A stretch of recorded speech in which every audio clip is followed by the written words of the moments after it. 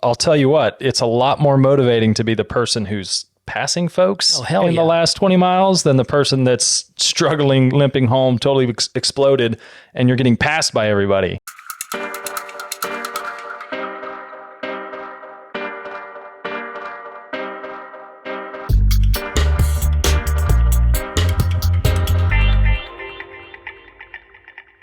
Welcome, everyone, to another episode of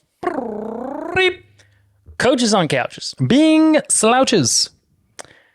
Today, we're going to talk about expectations. Great expectations? Not so much. No. The expectations that ultimately demolish your performance. Extreme, heightened, high-pressure expectations. Yeah, for the most part, expectations add stress, and then stress basically decreases performance. It's been known to. We're going to get into it, but first, I'm Coach Dale Sanford. I am Coach Bryant Funston.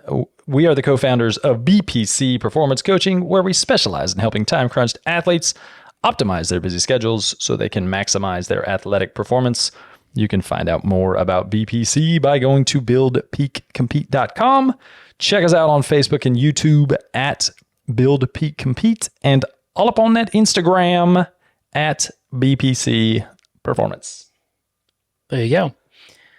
So before we get into the topic of today, we took a couple weeks off. Yep. We were both gone. Both went to different mountains. We went to different mountains, exactly the same distance in opposite directions. Which is pretty crazy. Figure that out.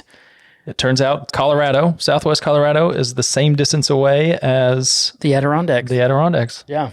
From Memphis, Tennessee. So real quick, just tell everybody how your vacation went. It was good. Durango. Yeah, headed out. We're kind of making this an annual thing now. So Iron Horse Bicycle Classic, first race I ever did, is always on Memorial Day weekend. So we packed the kids up, drove through the night, which is a long trip, 20-something hours. Long time. Long time. Raced on Saturday, ended up going well. Got third in the 35 to 44 category after a bombing descent to catch third place. Bryant descends well. Yeah, I knew looking at my size versus theirs that I had the advantage on the downhill more than the uphill. And luckily it finishes on downhill. It finishes downhill, so it was perfect. But then after that, yeah, just hiking, hanging with the family. It was good to get away, recharge. Awesome. How about you? Yeah, we went up to New York, see my grandparents. I haven't seen them since pre-pandemic. So we'll age it like that. And ended up just kind of I got a good ride in, rode from Port Henry, New York, which is on Lake Champlain, to Wilmington, New York, which is where Whiteface Mountain is. And then I rode up Whiteface. It's kind of an epic climb. I've been wanting to do it for years and just never did it. Like 7+ miles? It's 8. 8 miles. 8 miles, 3,600, almost 3,700 feet. Average is 8%. That's legit. You get, basically, I got above the clouds to the point where it was like ripping wind and misting rain. And I get to the top and I stop and immediately start getting cold because it's 30 degrees colder up there. Yeah. And started getting icicles forming because I was sweaty, like climbing for over an hour. And just started getting icicles forming. I'm like, I got to get down. This is a hypothermia start. I was like waiting for my family. And so I started riding down the mountain and I'm like freezing. My hands are starting to not work and like getting icicles forming on the bike and on my legs and stuff. I stopped 3 miles down to move around and warm up. And then I got another mile down like the road, got below the clouds. And finally, the family came. I just literally threw the bike on the back, jumped in the cart, cranked the heat seaters, heat up. I was freezing. Ride is done. But it was 65 at the base of the climb. And it was beautiful. Mm-hmm. You get up there in the wind and it was gnarly. This is like way off topic, but that's one of the crazy things. Like the difference between the effort and speed when you're climbing, high intensity, low speed, not a lot of wind. Like it's really easy to get super hot. I saw a bunch of people in the race I was doing, which goes up to nearly 11,000 feet. So many people were just bundled up. Whereas I was like unzipping. I had arm warmers for the descents, but I was like making sure those were down, took my gloves off because my hands were sweating. I was just trying to shed as much clothing as I could while the intensity was high, but have it available for when you're going downhill at 50 something miles an hour. So there was that evening, I knew it was happening, but I wasn't about to enter this. There was a time trial up the climb that evening, and I wouldn't have had a chance. Did you go check Strava and see? Oh, I did. Somebody beat the KOM under 40 minutes, 39 something minutes. Oh, geez. I mean, crazy. That's flying. Most of the top people are doing it under 45 minutes. Wow. I took it pretty easy, but it still took me like an hour and 14 minutes. Huh. So one thing people can do is if you look at VAM scores, VAM scores, you can either look at it on Training Peaks or Strava. If you're a Strava person, has VAM, and you can kind of see how your climbing would correlate to a time like that. You can go see what the VAM score was for the KOM on the climb he did. You can compare it to your local one if you're in Chattanooga or wherever you might be, or climbs you've done. You can kind of see how you would rank, which is kind of a fun thing to do. Yeah, totally recommend the Adirondack area, Lake Placid. All that space in there is absolutely beautiful. You're still like below the really high elevations that really get to. Although when I got to top of Whiteface, I was feeling a little loopy, but it's cool. The only bad thing about the Whiteface climb is I didn't know this, but 3 miles up it, you hit the Welcome Center gate and you have to pay $15. What? To ride your bike the rest of the way up. Oh, geez. Yeah. So I wasn't real happy about that. I'd have been turning around. Nope. I was in. I was all in. All right. So on to the topic of the day. We've seen it a million times. An athlete goes into a race with expectations that may even be warranted. They may even be achievable. Like achievable. Yeah. But having that expectation there creates so much internal stress, whether they feel it or not. It's there. And then ultimately it bombs their performance. And then on the opposite end, we've seen it where we tell an athlete, just go do your best. Just whatever you got on the day, just go do it.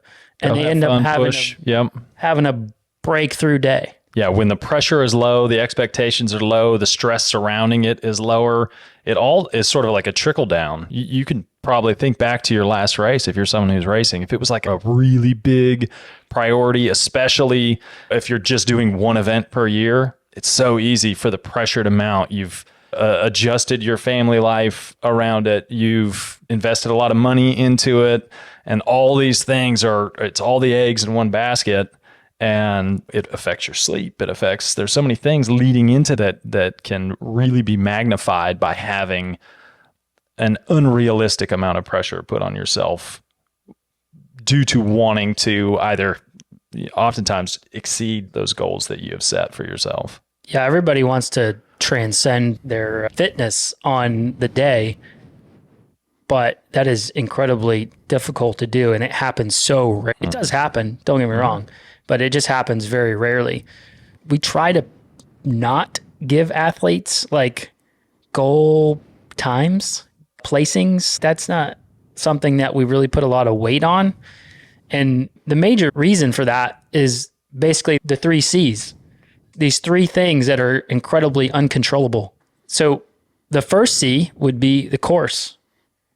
You do want to know the course, and we've talked about for sure, yeah. Course recon and whatnot, but you have to understand that a hilly course is going to be slower.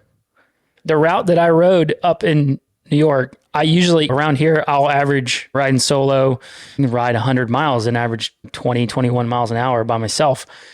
I did this 50-mile ride up there and I averaged 14 miles an hour, but I was basically going uphill for 3 hours and 45 minutes or something like that.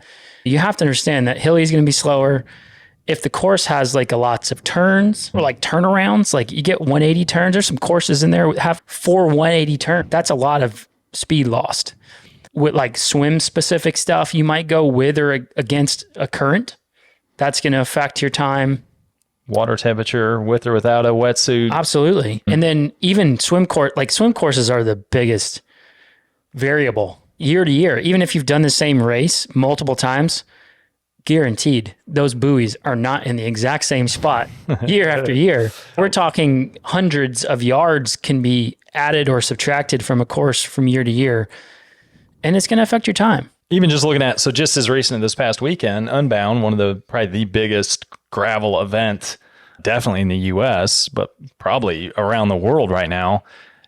I was looking at breakdowns on, because there was like a 3 or 4 mile section where it was mud and people were having to push their bikes, carry their bikes. If you were going in with an expectation of a certain time and you hit something like that on the course, it totally might throw whatever goal you had from a time standpoint out. If you're having to hike a bike for 3.5 miles, it's something that's out of your control and could totally derail your mindset for the rest of the race, because now you're not going to achieve that goal you thought or you really wanted to achieve. Absolutely. And the main point that I want to put out there, one of the main points, is that the longer your event is, the less you want to put expectations on it, because the unknowns become greater and amplify. Course things, elevation, the type of gravel that you're going to hit. If you're doing gravel, the type of gravel that you're going to hit, some is really packed and fast. Some of it is really chunky, sharp. Like, you have to understand that those types of gravel are going to roll faster or slower. Triathlon specific, transition, like distance to transition. I've had transitions that are a third of a mile away from the water. So you're running ways away, and that's just more time added to T1. So it's just course stuff. Heck, you can get the swim canceled. Yeah, that's a lot. Yeah, that's a thing. And that's just something out of your control, really. Yeah. So if you're, all this to say, if you're putting all of your merit on, or if you're trying to go for a PR, course is going to have a giant impact on that. If you're doing a 70.3 in Memphis, it's going to be different than Chattanooga. It's going to be different than Texas. The courses being different is going to, or should change your expectations on how fast you might go on that course. Yeah, sure. I had an athlete this weekend who raced Blue Ridge, and I would say transcended her fitness on the day on a very difficult course, because that race has a really brutal climb in it. And then the descent on the other end was windy, wet. Like, it was similar to what I experienced up in New York. So the bike course is really tough. And then she ended up having a really good run off the bike and had a great day, great PR. Like, did she go into that one with an expectation of a PR? No. Or was it going? No, it was, I told her on the front end, look, go in, you're ready, you're fit. Just follow your nutrition and hydration. And I put this point in here later, but we set some like effort regulators for her, and that was it. Just go by feel. And had she followed those regulators on the run, she wouldn't have had as good of a run. She went mainly by feel on the run and had a fantastic run, weighted based on previous training. Yeah. Which is part of the reason us as coaches don't like to say, hey, here's the average power we want you to hold. Right. Here's the heart rate we want you to be at. Here's the speed we want you to be at. Like, how you show up on race day, we don't necessarily know. You could be getting sick. I have an athlete that just this past weekend didn't have a great Saturday, was disappointed, was kind of upset about his fitness and how everything was going, and then woke up Sunday feeling totally sick and under the weather. And well, there you go. You never know. You may not feel sick on race day, but you may come to find out that was actually taking place and you just didn't know it. You didn't have the same energy levels. So if you try to overshoot what your body is capable of on the day, or on the flip side, like you're saying with Mel, like if you're underdoing it because you're trying to just ride to a number rather than how you're feeling, or run to a number, then you could be leaving a lot out there. Yeah, absolutely. C number 2. Conditions. Mother Nature. Yeah, it's a huge one, really. More or less, if you've chosen this race, you've chosen a course, you should know what the average conditions that time of year should be, and you should prepare for those. Yep. Prepare for as much as you can, and then don't worry about the rest. The big ones, the heat and the humidity, are massive. Cold, you might get a day where it's like really cold. The wind on a lot of courses, the wind can be just as bad as a hilly course. And then on the flip side, you might catch a nice tailwind on certain sections and you might go faster than you thought. But that's totally out of your control. Rain is a big one. That's obviously a safety concern. So you may have to slow down based on your comfort level riding in the rain. Obviously, mud. Unbound is obviously a great example here. Yep, this past weekend, yep. That mile 11, right around mile 11 where everyone hit the peanut butter mud and people's drivetrains were getting all clogged up and it was a mess. Yeah. And there can be times where conditions are so extreme that it's now pushing your duration out past what you were even training for on the long end, right? So it could be a situation where you thought it was going to be a 6-hour event, and now because of everything that's going on, it could be 8, 9, even longer. And that could be way outside what your body and what you're used to. If you're a time crunched athlete, when you start pushing out past 6, 7, 8 hours, that's something that's just tough to simulate in training. And so going more off feel and just getting the best you can, given the conditions you're in, is whether or not, in our minds, whether or not it's a successful day for you. Yeah, the heat and humidity, since we deal with it so much around here, we're pretty used to it and used to adapting for it. But it's definitely a case for slowing. When you are dealing with feels like temps that could be over 100 degrees, you have no choice but to slow down. When the outside temperature is greater than your internal core temperature, you are going to soak up some heat. And as soon as your core temperature bumps up, your body's going to start shutting stuff down. So realistically, you will get the best time on the day if you accept the fact that it's too hot and we need to slow down a bit and prolong that point where your core temperature gets too high and you start to overheat. That's where avoiding heart rate spikes is big time. Because as soon as that heart rate goes up, when the temps are super high and the heat index is high, it's very hard to recover from that and get the heart rate. It's kind of like going to altitude. If you spike heart rate when there's no oxygen, it's very tough to bring that down without an extended recovery period time, which generally isn't good for overall performance when you have to stop to recover.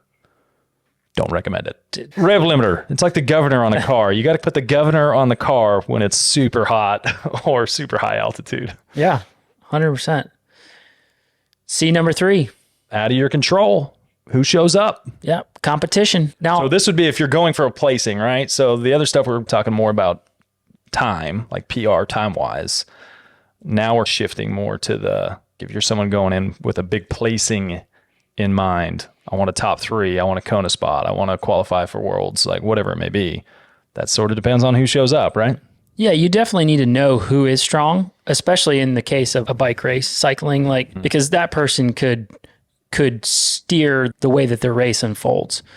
So you need to know who's strong, but you can't really worry about who shows up if you're going for a placing in the case of a triathlon. Yeah. So, how someone else in the race affects your race is not really something you can worry about. You just obviously need to somewhat prepare for varying levels of intensity. In a bike race, you don't get to choose when someone else attacks. Nope. Or when a move goes. You get to choose whether or not to react to it. So realistically, competition is, other than occasionally in a triathlon, you might get in a scenario where you're on the bike, and this has happened quite a bit to me, but you get where you're riding with someone and they'll pass you and you drop back, and then you feel like you're not going fast enough, so you pass them and they drop back, and then so you do this dance, and ultimately it slows both of you down. That's some way that a person on course can affect your race. Obviously, if they crash you out, that's a whole nother story. But yes. But yeah, you can get into like little pole matches like that out on a bike course. But it's somewhat out of your control unless you want to put in a huge dig to drop the person, which generally isn't a great choice. For those in the cycling world, I always find the tactics get a lot easier when you have the one hitter that shows up. If you know there's one person that's like the not going to miss the move, is going to be there. If he's not in the move, it's coming back. That makes tactics pretty easy. You just wait till that person goes and either you can follow or you can't. It does make things a little bit easier. So how can we improve our expectations and confidence going into a race so that we can go in with less stress and more reasonable or lesser expectations? One of the big things that we always try to do is we prepare the best that we can in the last eight-ish weeks for the course and the conditions. So we do course recon, and we do a little bit of research on the area. And then we're going to do everything we can in training to simulate those demands. Yep. And it may not be the same. Like for my race I just did, we're at 350 feet or so here in Memphis. And the start point of the race I just did was 6,500 feet going up to 11,000 feet. Like you can't really prepare for the altitude. So that out of my control. I didn't even worry about it. Going from being a flatlander where it's rolling hills here, everything's short, to lots of steady state stuff. Leading into the event, I did some longer, flatter blocks where I knew I could keep a steady cadence and tension on the pedals. And I did the best I could to simulate the demands of what was going to happen for the race. But at the end of the day, like if you're going into a long climbing race and you're living in a flatter, lower elevation area, you can't stress about how you're going to handle that. You just got to go show up, do the best you can, and then see how it all works out on race day. See how you feel. Look, if you race enough, you're going to get a lot of opportunities to either have good days, bad days, really bad days, or really good days. There's going to be a mix no matter what, unless you one of those folks that just gets into the sport, checks the box, and says deuces. Which is the reason, and we've talked about this before, this is the reason we like people to do more than one race. Like we don't want you to have just one goal race for the entire year, because it does it's like impossible for it not to put stress on you. Unless you are someone that the goal is just, okay, I'm going to show up and complete it. And I know I can do it. I'm going to go super chill on the day. I don't care how long it takes. I'm just going to finish. Okay, you might be okay with having very little stress there, but 99% of you, 99.9, that's not going to be the case. And so having other races along the way, when you look back on the season, you're going to see where some of the highs and lows were and take wins from maybe some of those races you didn't think were going to be great at all. It's usually the ones where you win with no expectation because they weren't a goal race. Like happens all the time. And in the cycling world, it's like the people that are, say it's a B race, they're fit, but it's not a goal race. That's where a lot of folks end up racing different than they would, maybe racing more aggressive, doing things because the pressure's off that puts them in a successful position. And suddenly they're like, well, I'm in the breakaway. Like I didn't mean to be here. I wasn't supposed to be here, but awesome. And you get a great result because of it. Absolutely. So like long course people, and by long course, I'm talking like long course triathlon, gravel, if we're doing 100+ mile gravel events, I would say anything, if your event is over 4 hours, listen up. So your best bet is to set effort regulators, not pace goals, pace and power goals. So you know where the top end should be, or where that, if you cross this line, it's going to burn a match. That's what you want to know and avoid going too high on the scale there. So you set pace and power regulators, not pace and power goals. Generally speaking, what I'll tell people, and this is just an example, but I'll tell people like for a half iron bike leg, I'll get them we don't want to go over your 5-minute max, like recent 5-minute max for more than a minute. And that's usually like on a hill or something like that, on a climb. Like you want to try to avoid going a minute deep into your 5-minute max. Like that's a regulator. And then obviously we have an idea of what an average should be, but it's not. If you get halfway through that bike and you feel grand, push it. Ramp it up. Yeah. And again, it goes back to conditions as well. Like I always tell, and like on a time trial, what the wind is on the day is going to dictate when you push more and when you conserve a little more. So if it's headwind out, we're not going to try to have you go easier out and then push it the way home. I want you to go harder into the headwind section, which may mean not having as much on the back half. It's not going to be like a negative split, so to speak, where the second half power is better than the first half, but you're going to have a better time by going harder the first half, even if you're limping home. And again, you got to have those regulators in place where it's not you're blowing yourself up in the first 5 minutes, but the conditions on the day really impact how you should be pacing it. Yeah, generally speaking, on the longer events, that's not a great strategy, regardless of the course, because the event is so long. Fatigue is going to set in at some point, and you would rather I would much rather an athlete have juice left in the tank for the last 20 miles than have gone out too hard just to stay with a lead group for the first 20. Now, if you're racing for the win, then, go for it. See how long you can stay in. Yeah, exactly. And then you just limp in. That's if that's what you're going for, great. But there's no reason to go out hard just to bank fast miles in any case and then suffer the rest of the way. It just doesn't work. It's rarely going to net you the best time on the day. And if you're doing something like a triathlon, that run is going to be not so fun. Absolutely. If you blow yourself up on the bike.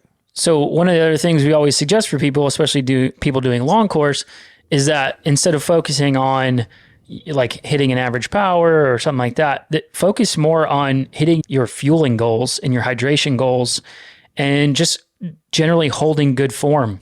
Generally, if you can focus on the fueling and the hydration, and then your cadence and your posture and all that stuff stays intact, you're going to be putting out a good effort. Yep. Yeah, I always like to tell my folks, like, for the long event stuff, I want you in the last, like entering the last quarter, feeling like you've got plenty left.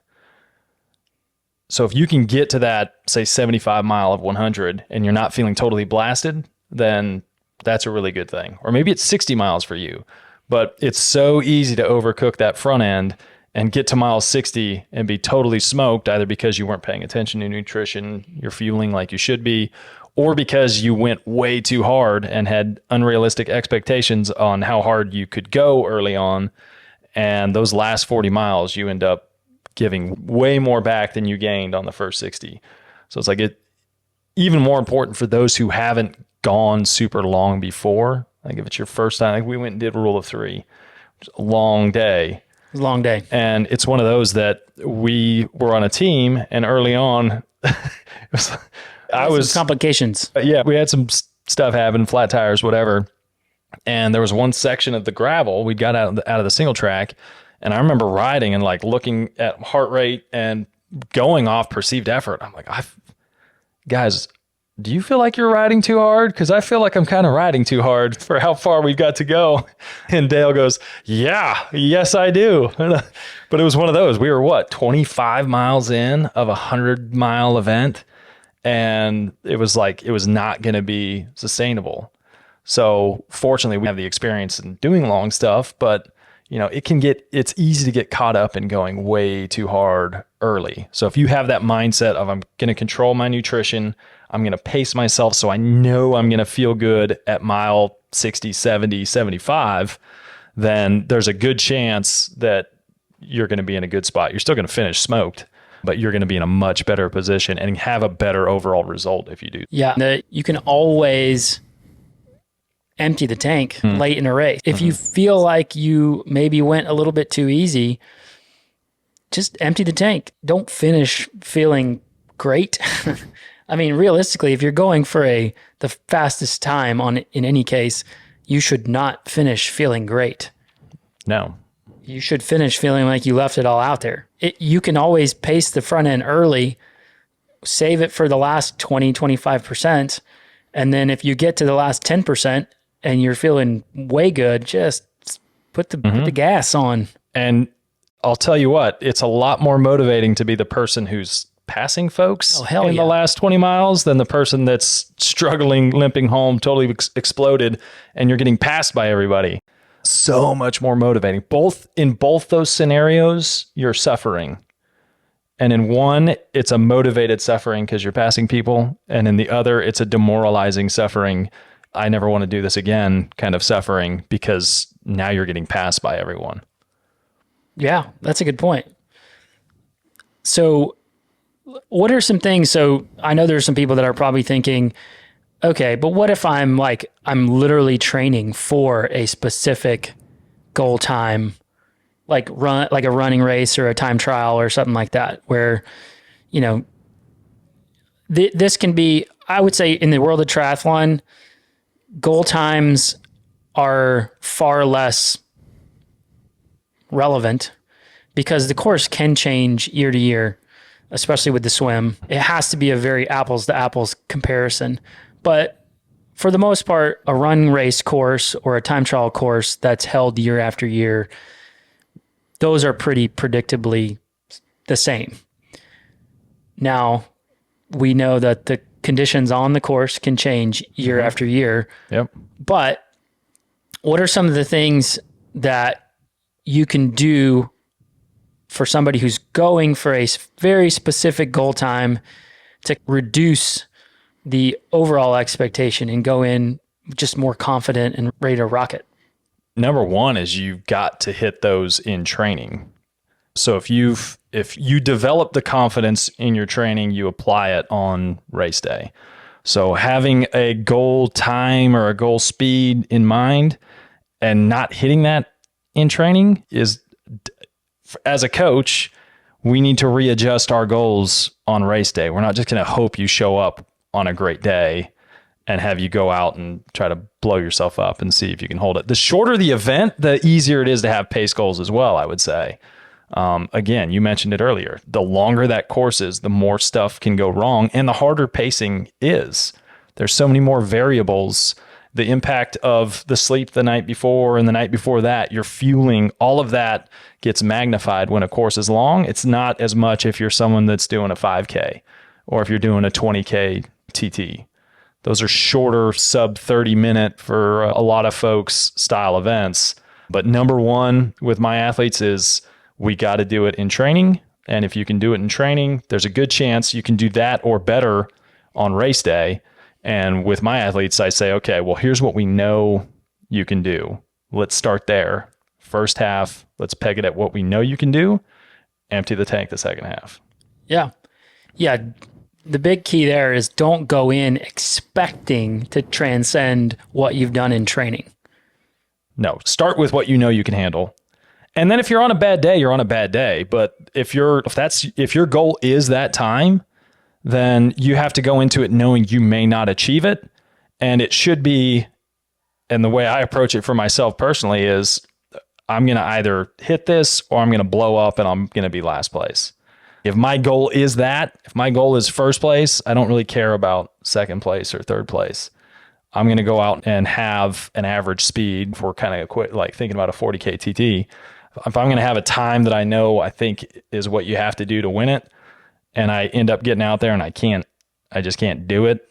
I know conditions are the same as the year before. I know the people are the same as the year before. Then, okay, well, if you're okay with crashing and burning, fine. But no, that's a risk you run if you end up trying to go above your ability levels, or if you totally disregard what your body is telling you on race day.